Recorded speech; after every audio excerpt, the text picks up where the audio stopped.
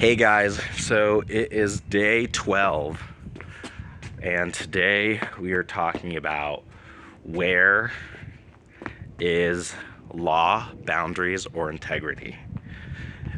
It's very interesting because today I had a very interesting take on integrity. I'm going to make another video about it next week. It's called How to Detect a Lie. But I'm not going to talk about it right now. It was just an incident that happened, but I suspect some people might be watching this. I don't know. And I don't know. I just don't want the drama right now. So I'll tell you guys next week how to detect a lie. I'm going to use the circumstance of today, how I detected it, and why.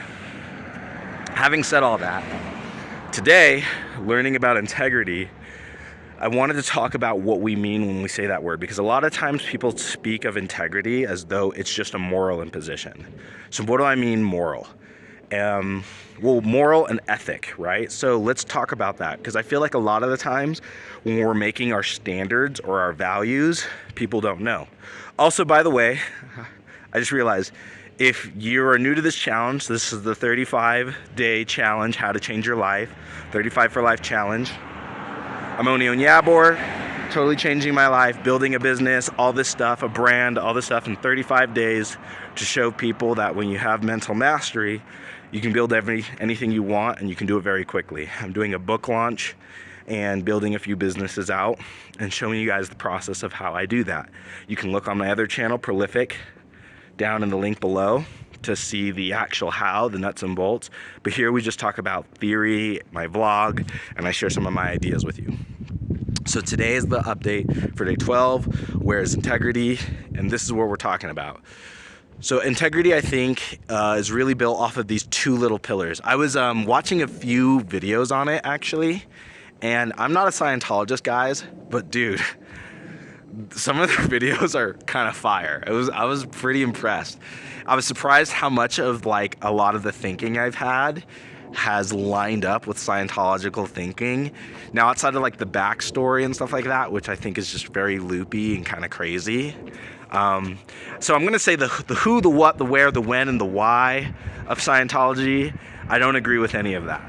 But the how, they nailed the how, dude. I'm just telling you right now, they nailed the how. If you don't get looped up into all the like the science, the faith stuff of it, their actual mechanics, dude, it's insane. I was like, wow, this is really concise. I was super impressed, and it just came up randomly on a feed, and I watched one video, and I was super impressed by how well it was made. Like super impressed. So they're onto some shit there. Anyway, so let's talk about morals and ethics. And they had a video on this. I'm not really copying the video. These are my own thoughts. But the way I'd say morals are the idea of what is right and wrong, right? So in a society, we can decide like, hey, killing people is wrong. Letting people live is right, or whatever. Ethics is how you go about doing what is right and wrong. So they're not the same thing. So let me explain. So say, for instance, there's two people who say, I don't believe in killing, right? I believe people being able to live is a human right. Two people believe that, right? But now these two people can end up on different sides of the ethical argument, even though they share the same moral. A good example is like people who are pro-life and pro-choice. I think both people across the aisle would say, majority of them, that a human life is worth protecting. But a lot of the people who lean into the pro-choice side don't consider a fetus a human life, while the people who do lean against it, like the pro-life side, consider that fetus to be a human being. So the ethic is a change, it's a division, but the moral's the same. And so oftentimes I think division happens is when we believe we're morally superior to other people, which very rarely is the case. Like, there's very few human beings who are like morally bankrupt and not actually following through on the morality. However, the ethics, or the way, the how we go about implementing those morality, that's where we get really messed up, right? And I think a lot of the issues is We don't know how to have conversations on that level, especially in the United States. The United States is like the only developed country that doesn't teach ethics to their kids growing up. You go to Canada, you go to Europe, you go to like Africa, go to Asia, they talk about like being like citizenship and ethics, right? And we talk a little bit about that in the States, but when I moved to Canada, it was like a whole different level. And I just realized like in the US, we don't talk about ethics. And so that makes a lot of sense why like there's so many social issues here, because they're everywhere. Human beings are always gonna have social issues, but I think in the US, we don't really discuss it, and we don't know how to engage in a conversation like that. I made a video the other day actually about how writing is affected by the way we learn. And I think this is pervasive in the American school system. Like, we don't teach kids how to have high-level historical or ethical conversations. We don't even teach morality. That's what happens when you divorce church and state, right? So the reality is people aren't having these conversations about what is right and wrong, what is love, what is good, what is bad. We're not having those conversations. They're the most foundational conversations of a society. They're how it functions, but we're not talking about them. We're talking about TikTok and math and chemistry and going to school and making money and having sex, and that's what we talk about. So it's no wonder that the society dissolves. So it's like, where is integrity? Well, integrity is where your focus is, right? That's where your integrity starts, right? You need to understand that no matter what, your being is always going to be based in this plane. It's always going to be based here in the world, right? So you're still going to have to eat, you're going to have to use the bathroom, you're going to have to be warm. You're always just going to have to do those things. That's part of what being a mortal person is all about. The issue is when you aren't focused on those foundational or fundamental aspects of your being or your life, but you focus on the more superficial aspects. What happens is then you begin to move out of alignment with your being, right? And when you move out of alignment with your being, mentally in psychology, we call this cognitive dissonance, right? When you have one idea or belief that doesn't coincide with another that you also hold, right? And then you're unable to reconcile it. Now, part of emotional maturity is being able to hold two emotions and understand that emotionally, that can happen. You can hate somebody and love someone. And a mature person is able to hold both those emotions at the same time because they're higher level consciousness, right? But an immature person can only adopt one or the other. They still think in terms of duality, right? They're still binary in terms of their thinking.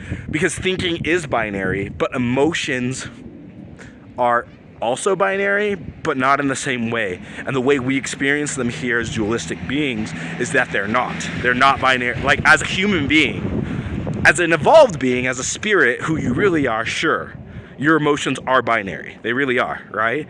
But, and if you want to know what I mean when I say that, we could talk more about that. But in terms of like the human experience, like the limited human experience that we're having, emotions are absolutely not binary. They're extremely complex from a human perspective. From a spiritual perspective, they're not. Emotions are very simple from a spiritual perspective. But from a human perspective, an everyday mundane perspective, they're very complex, right? And so as a result of that, part of being a mature human being is being able to hold multiple emotions in the same space. A good example is, do you guys remember Inside Out at the end when Riley had sadness and joy and they were together in one singular memory? That's because she was maturing, right? That's part of being a mature human being, is that you can have multiple emotions and they can occupy the same space without disrupting you. Now, the issue we find where you find integrity or lack thereof, and remember, most people, if you guys remember, I made a video, I'll put it up here in the link, where basically, I gotta remember the time tag, so it's 9 minutes. So basically, most people are not thinking at like level 5, like, because we're now on the second week, we're on day 5 of the second week, day 12. You got to understand, like 1% of people are able to fathom what I'm speaking about. So if this is like kind of confusing you and you're like, don't worry, It's okay. Most people don't. Like, probably 1% of the population or less can really understand what it is I'm talking about at an intimate, powerful level. And if you are like, oh, this makes total sense to me, yeah, you're 1 out of 100. Because most people would do that. And like, the reality is 70% of them would never even look at this content. They wouldn't have paid attention this long, right? They don't have the ability to do it. So like 70-80% of them would never do that. So like, if you're watching this but you're like, oh, I don't really quite understand what he's talking about, don't worry, you're already way far ahead because you've been able to hold on this long. So basically, where is integrity? Well, integrity is when your morality, which is fairly universal and it's decided among the people you're living with, and your ethic is in line with truth. Right? Now you might be like, what's truth? Well, that's one of the later stuff we're going to talk about. But something I want to say is that the issue is because this happens in stages. Typically, if we are healing or we are in a place where we've hurt ourselves, we can't use law or integrity to save us because we need to have those emotions felt. So what does that mean? Especially if people are hurt or processing, they're going to seem hypocritical. They're going to seem crazy. They're going to see contradictory. Oftentimes, though, that's happening because they're experiencing a range of emotions and they don't know how best to process them in the ethic. And the best way to live in integrity is just express those emotions and to allow the hypocrisy. So we need to give people that space to do that. And we need to give ourselves that space to do that. And that's why we need to not should on ourselves, right? When I say should on yourself, that means just putting all these standards and rigid ideas that you have to. Because the reason so many people struggle to live in integrity is because they keep trying to do it before they're ready. And that's one of the fastest ways to stunt yourself. And so a lot of the times when we're trying to live in integrity, oftentimes it's integrity to somebody else's standards, somebody else's beliefs, some ideal that was adopted or hoisted upon us and has not originated from our own experience and our own observations. Golly, it's cold. And it's snowing too. I was supposed to look at the sun today, but I totally messed up. Anyway, so this is like the idea of where integrity comes from. It comes from within you. It's a personal decision, right? So the idea is, if you have a morality that you've decided, it has to be something you've agreed upon. But the problem is from the time you're a kid and the time you're growing up, you're agreeing to it because of survival, and you might not even understand what you're agreeing to. You're just saying yes because you're dependent on your parents and stuff. Now, if your parents were adequate, they would have been able to explain those rules step by step and then allowed you the space to discern how you were able to do that. But, you know, most people don't have adequate parents, much less good ones, right? So I sound like a negative Nancy. Maybe I need to work on that. I don't want to be a negative Nancy, guys. I'm working on it. So, yes, the reality is it's like staying within integrity requires we have to come to an understanding of our own self first. It's that, remember that unconditional love where we talked about it yesterday. Like, where's that unconditional love for ourselves? Where's that sense of boundlessness and that love coming from what we do? And this is where I talked about my expression and being able to play the games with my brother, things like that. This is where my kind of love comes from. And so it's being able to experience yourself at that level. And when you can do that in an honest enough way where it's truly an authentic place, all the energy is flowing, then and only then is it really possible to start applying morality and ethics to it. Because then that's when we start knowing how to navigate our social situations. Because reality is you only have morality and ethics and integrity challenged because we live in a world where if you don't live that way, it'll kill you, right? Whether people don't trust you or just from the harsh elements. If you're not reliable and trustworthy, even for yourself, things are going to get bad and you're going to die.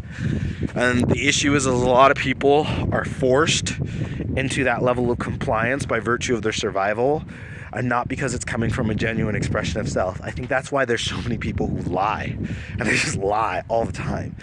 And they're dishonest, and they push away and they make stupid decisions. And it's really not beneficial to them, but it's because at some point they need to exercise their own level of agency. But if they don't come into awareness of that, they'll just stay unreliable, but they'll never actually evolve into anything more than that, right? So make sure you don't get stuck and really take all of the steps seriously so that you can understand what is my morality and then decide on a personal ethic. And remember, your ethic can change. Your ethic can change because that grows with knowledge, and it's about gaining knowledge. It's about gaining understanding. And so when you do that, your ethic is going to change. You're going to evolve, and you're allowed to evolve. That's the whole point, right? So anyway, that's today's update on the 35 for Life Challenge Day 12. I'll probably make another video about dishonesty and lying. I'm actually kind of over it. I don't even want to think about it anymore. The biggest way you can tell, guys, is if someone's lying, is if they stick to the point. You know what I mean? If people can't stick to the point of what they're talking about and they keep shifting, especially the better you get at catching conversational dynamics, you can see it really fast. And remember, if there's no coincidences, so you start seeing a pattern, trust your patterns. And there's some people who lied. So maybe I'll talk about relational dynamics in another video. Until then, stay happy, stay healthy, stay calm. It's just a game.